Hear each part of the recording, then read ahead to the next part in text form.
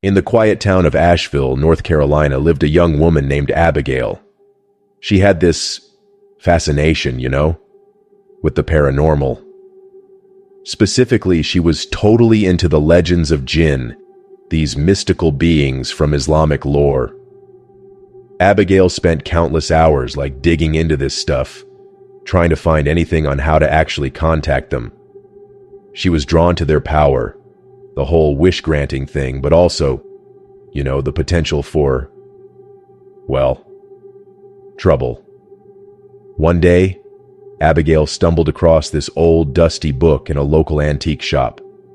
It was a grimoire, a book of magic charms and rituals. The book was filled with these weird symbols and incantations, and Abigail was immediately hooked.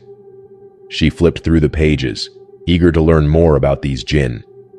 Inside the grimoire, Abigail found a whole chapter dedicated to djinn.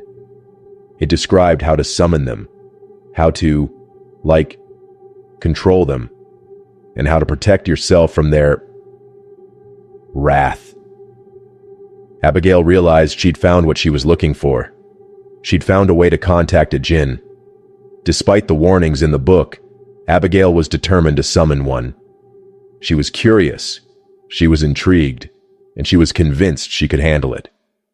She prepped a room in her apartment, cleaning it real good and filling it with the scent of incense.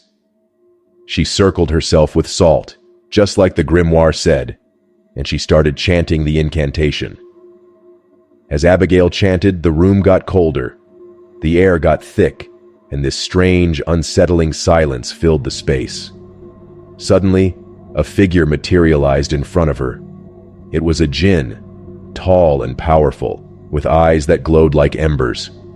Abigail was shocked, but also totally thrilled. She'd summoned a djinn, and now she was about to make her wish. Who are you?" Abigail stammered, her voice barely a whisper. The djinn, it just stared at her, this intense, almost burny, gaze. "I am Azrael," it finally said, its voice deep and resonant like rolling thunder. "You summoned me, human. What is your desire?" Abigail, her heart pounding, she tried to keep her voice steady. I want wealth. I want to be rich, beyond my wildest dreams." Azrael tilted its head, a slow, almost predatory movement. "Wealth," it echoed, a hint of amusement in its voice. "A common desire. But be warned, human. Wishes granted by djinn, they come with a price." "I understand," Abigail said, though honestly, she didn't really. She was caught up in the moment, the thrill of it all. "I'm willing to pay whatever price." Azrael smiled, a chilling, almost cruel expression.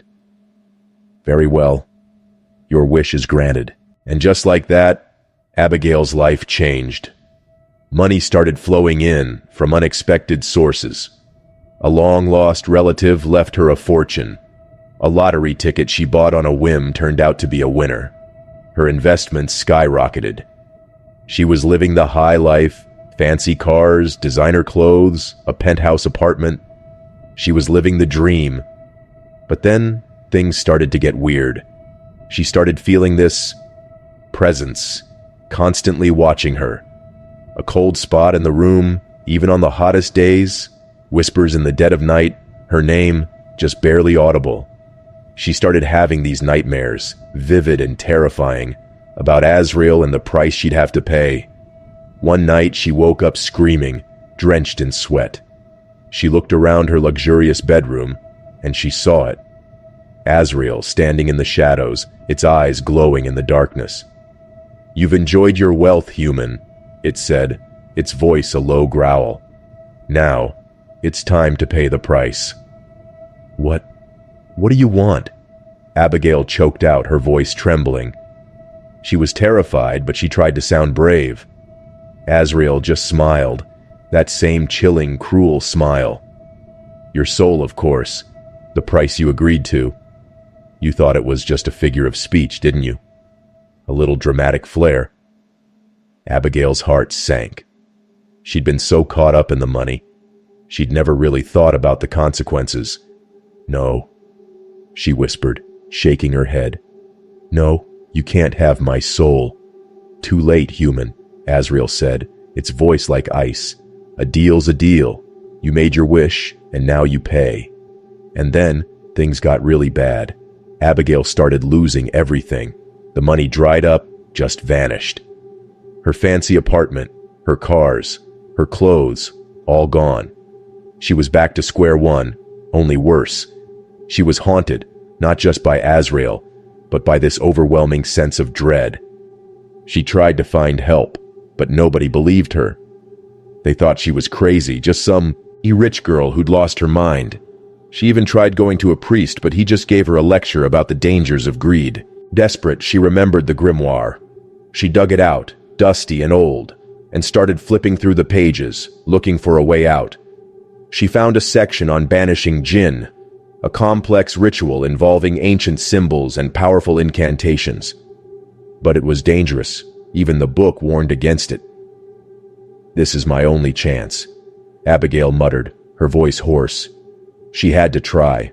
She gathered the necessary ingredients, rare herbs and strange artifacts, and prepared for the ritual. She drew the symbols on the floor, lit the candles, and started chanting the incantations. The room filled with a strange, otherworldly energy. As Abigail chanted, the room started shaking.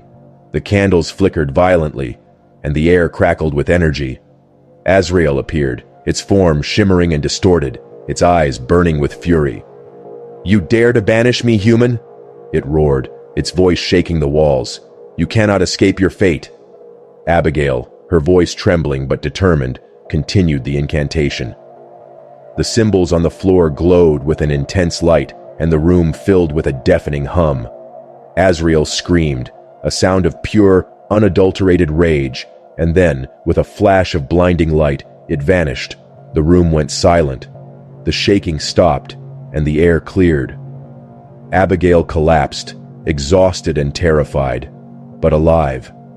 She had banished Azrael, but she knew the experience had changed her forever. The aftermath wasn't easy. She was broke, alone, and haunted by the memory of Azrael. She struggled to rebuild her life, to find a sense of normalcy. The nightmares lingered, and she constantly felt like she was being watched.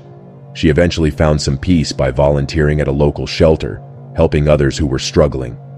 She learned that true wealth wasn't about money, but about kindness and compassion. She learned that some doors are best left unopened, some powers best left untouched. Years later, Abigail still remembered Azrael, the djinn who had granted her wish and demanded her soul. She never forgot the lesson she learned, the price she paid for her greed. And she knew, deep down, that she would never again dabble in the dark arts. She'd learned her lesson. Some things are just too dangerous to mess with, you know. Some things are better left as legends. And she was living proof.